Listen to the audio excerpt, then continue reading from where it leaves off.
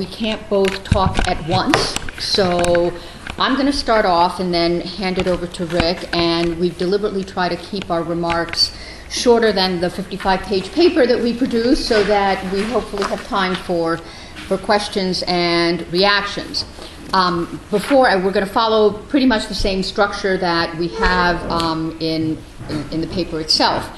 Before I go into the paper, though, I want to thank John for yet another thing, and that is not only building the colloquium around the idea of ectopia, which certainly got me to think about tax in a different way than I had before, but I think also for his broader effort of bringing together jurisprudence and tax, which I think is incredibly valuable, and for which I have to thank the collaboration that I've enjoyed with Rick, who's been my colleague for well over the 25 years that we both have been on the Temple faculty. We started at the same time. And when I was planning to spend the summer thinking about the concept of income and the problems that I see with the current definition of the concept of income, and then when I saw the call for papers that John and Marco put out, I thought, I need to talk to Rick because, among other things, I discovered after I joined the Temple faculty that I had a huge gap in my own legal education because I had never taken jurisprudence. And I thought I needed to fix that, and I fixed it by taking Rick's jurisprudence course, so I was his student. And throughout the years, we've had numbers of conversations about jurisprudence and tax, and so we started to talk about the initial idea that I was going to spend the summer working through, and eventually those conversations led to the realization in both of us that we really should try to do this together. And so we have, and it's been a ton of fun for me, and hopefully it will be instructive to other folks. This paper, however, comes to what is, to me, a pretty revolutionary and counterintuitive and, frankly, scary concept. I've been a tax lawyer ever since I fell in love with tax as a second-year law student, and the conclusion that we come to, which is that economics isn't everything, is pretty heretical and not a conclusion that I thought I would ever come to. But I hope that we can persuade you that although economics isn't everything, it is nevertheless an important thing, but our central claim is that other values count. And some of the gaps and the differences and the difficulties that we have in the tax law, I think, come in part because our default is to think in terms of economics and to stop with economics, and we posit that other things count. So where do we start? Well, we start with the definition of income. So economics isn't everything, and economics isn't everything, even in the foundational concept of the definition of income in an income tax. I came to think about this in part because I found myself feeling like the definition of income that we grow up with, at least in the United States, is a lie. It's just not accurate. The Internal Revenue Code begins by defining income, unhelpfully, by reference to itself. It's Section 61 of the Code says gross income is income from whatever source derived. Well, saying that gross income is not helpful. So it's up to the courts to interpret what income is. The interpretation that has stood for over half a century is the interpretation the Supreme Court, in a nearly unanimous decision, one dissent, came up with in 1955. And that definition is the definition in Glenshaw Glass. That was the name of the case, so it's referred to as the Glenshaw Glass definition. And that is that gross income is an undeniable accession to wealth clearly realized under the taxpayer's dominion, period. So it's an incredibly broad definition. So what we have in the statute is except as otherwise provided in the statute, gross income is income, and income is, as defined by the Supreme Court, accessions to wealth, clearly realized under the taxpayer's dominion. That's what law students in the United States grow up hearing. We as lawyers like language, we believe in language, and so we tend to think that that ought to mean something. And of course, law students come to the study of tax law green, and they begin to push and to explore. And I found over 20 some odd years of teaching that although I could explain particular deviations, I didn't have a theory for what the difference between what actually is taxed and what the words of the law would tell us should be taxed. So that's what I wanted to spend time thinking about this summer. So what kinds of things am I talking about? I'm talking about some things like imputed income, the imputed rental value of owner-occupied housing and other types of imputed income. But I'm also talking about some more mundane things. The United States has never tried to tax imputed income, but there are other things like support. Some support, we might say, would be excluded by the statute as a gift from detached and disinterested generosity, but other kinds of support would not be excluded as under the statutory exclusion for gifts, and yet it's not taxed. IRS has never tried to tax it, but to say that something isn't income because the IRS has never tried to tax it is hardly a theoretically based answer. So why not? What about other things? Substantial things like government transfer payments, the provision in the United States of Medicare, which is otherwise not universally covered. It was clear that there was a whole category of items that we didn't actually tax, but the non-taxation of which was not explained by the words of the statute and the Supreme Court's definition. Even in the business context, a lawyer takes a client to dinner or lunch. The client has an accession to his or her wealth. They control it. They consume it. Why doesn't the client have income? Why is that not taxed? And that's those kinds of business transactions are particularly troubling because the IRS has actually tried to tax transactions like that. The sort of poster child case for this is a case in which the IRS took the position that a guy, Mr. Gotcher, who was thinking about investing in a VW dealership, had income when VW flew him and his wife and a whole bunch of other people that were thinking of investing in a VW dealership to Germany. Why did VW do this? Because they wanted to show Mr. Gotcher that, and the other folks, that investing in a VW dealership was good, the German economy was sound, and so they got flown to Germany. IRS took the position that Mr. Gotcher had income. He challenged that, and in the lower court, in the trial court, he won. He won both for himself and for his wife, whose trip to Germany also was paid for by VW. The court in that case came up with a somewhat novel theory that they had borrowed from another line of cases in the employment context, in which the courts had said, well, if you're getting something, but you're an employee and you're getting something for the convenience of your employer, you're the manager of the Royal Hawaiian Hotel in Hawaii, and you are required to live in the penthouse as part of your job.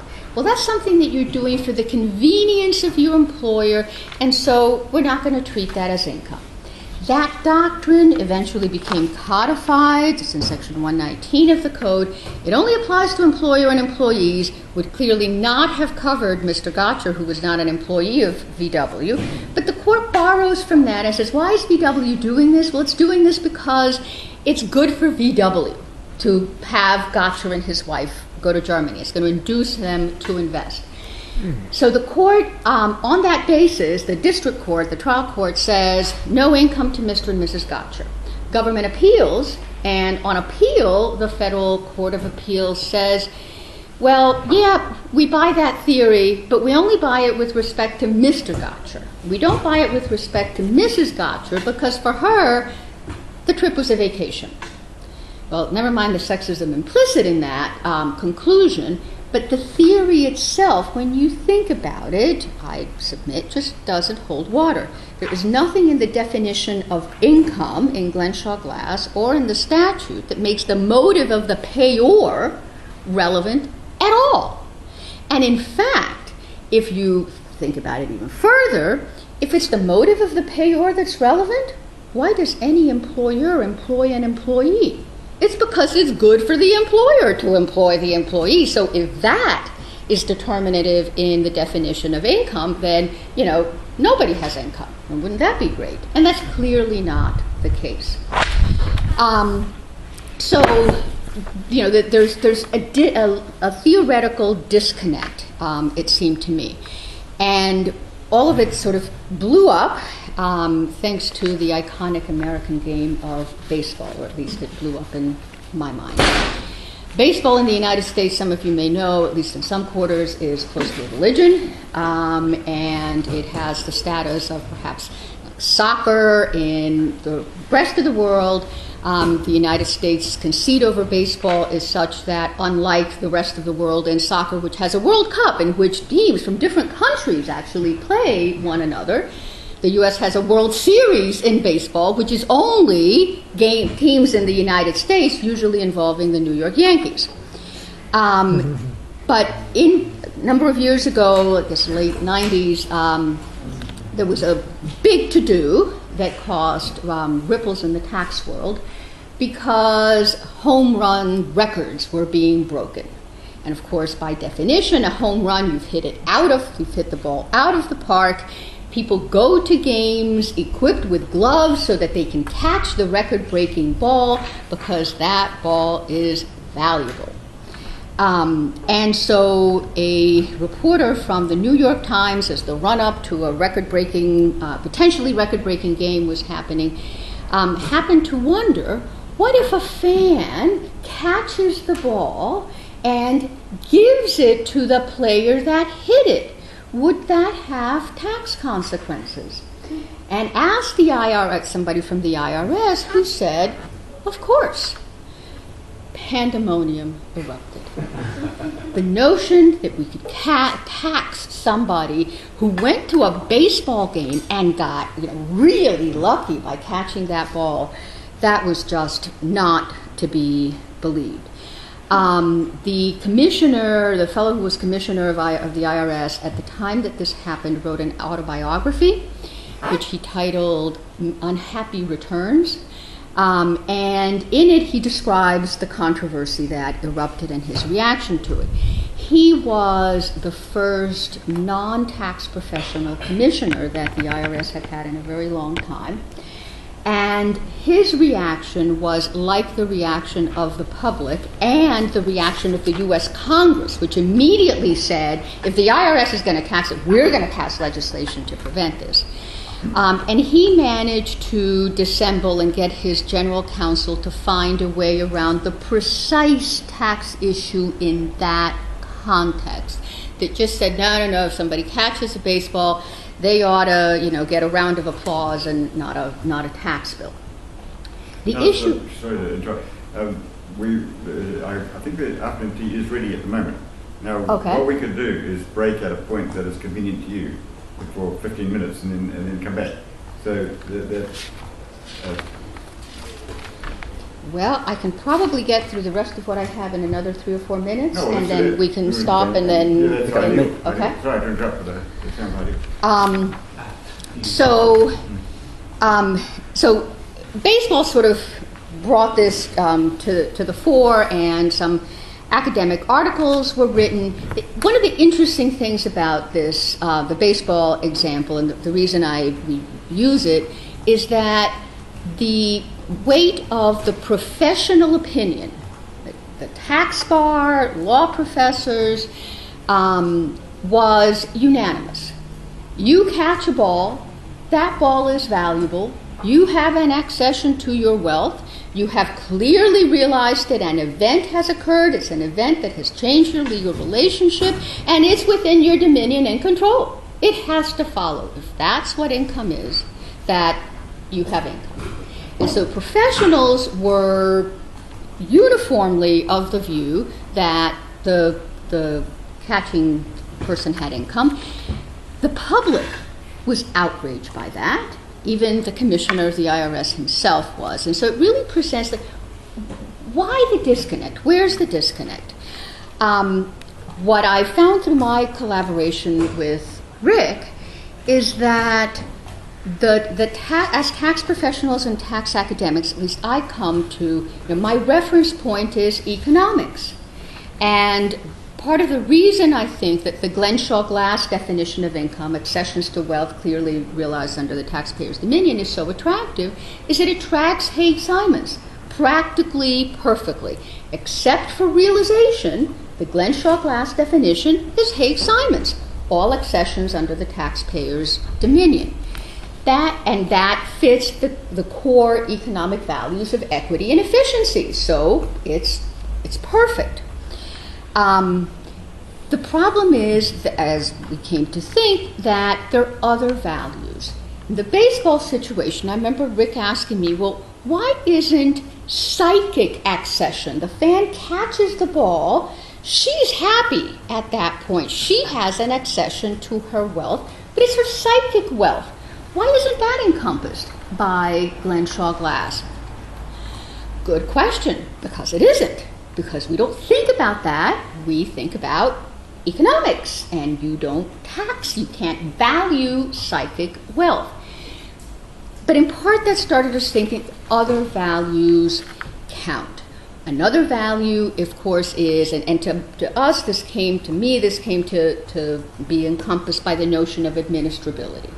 We typically think that administrability, the need to administer a tax system, is what accounts for the realization requirement. We have to have a time when we can value, we've got a transaction, and so we have a realization requirement. Other values, in this case the realization requirement, is an example of values that are non-economic values trumping the economic values and resulting in what is income. So those values, some of those values are simplicity, the need to measurement, transparency in a system, and the realization requirement, as I said, is a really terrific example of other values coming in and trumping economics. The problem is that for other values to count, we have to be able to identify them. And that's a problem in the tax law. We started by asking ourselves, why is it so difficult to identify the values in the tax law? Could it be, is it ectopia? Does that answer the question? And that's the question that Rick begins to answer and that we can come to after the break. Well, thank you, Alice. It's very interesting. Did anybody else see the case where a father caught a baseball and gave it to his baby to hold for a moment? The baby threw it.